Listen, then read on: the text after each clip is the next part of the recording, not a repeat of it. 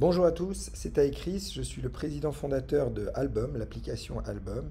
Et puisque c'est également moi qui fais le design et le user experience, je vais aujourd'hui vous faire le tutoriel, les différents tutoriels où je vais vous montrer toutes les fonctionnalités. Et on va commencer par la création d'un album. Donc, quand vous créez un compte pour la première fois, vous arrivez sur votre profil comme ça, et finalement sur votre profil, comme vous voyez, vous pouvez rien faire d'autre que créer un album. Si vous cliquez sur les autres pages, ben, vous avez un petit peu nos valeurs, le fait que nos albums seront chiffrés de bout en bout à terme, qu'on respecte la vie privée, que vous pouvez stocker jusqu'à 30 Tera de photos et vidéos à l'intérieur, qu'on garde les photos et les vidéos en haute résolution, qu'on peut stocker énormément à l'intérieur de l'application Album, que l'on peut protéger des albums avec un mot de passe et en plus qu'on bloque les captures d'écran.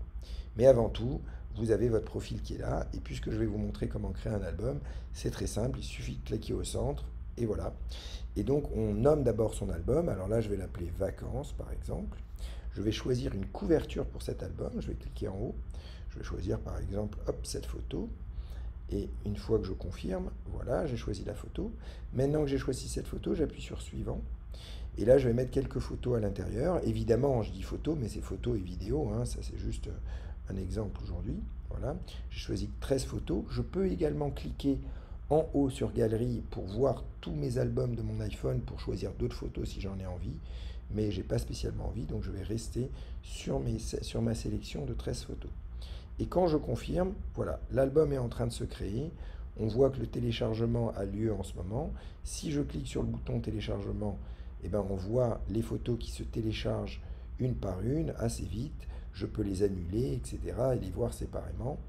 Et une fois que toutes les photos sont téléchargées, eh ben directement, je peux ouvrir l'album qui est là et je vois toutes mes photos directement à l'intérieur. Ok.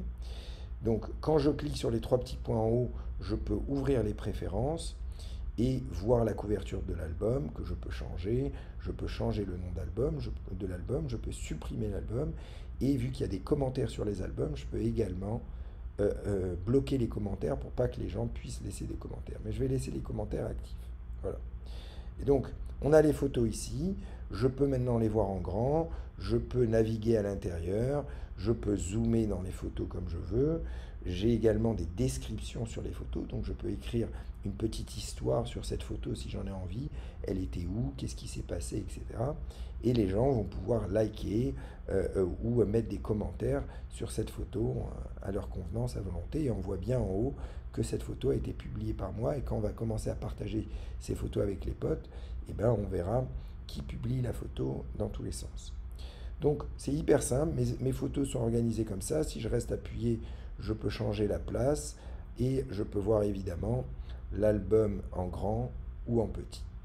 Donc voilà, ça c'était la première fonctionnalité pour créer un album. Je vais maintenant vous présenter d'autres tutoriels où je vais vous expliquer toutes les autres fonctionnalités de l'application Album.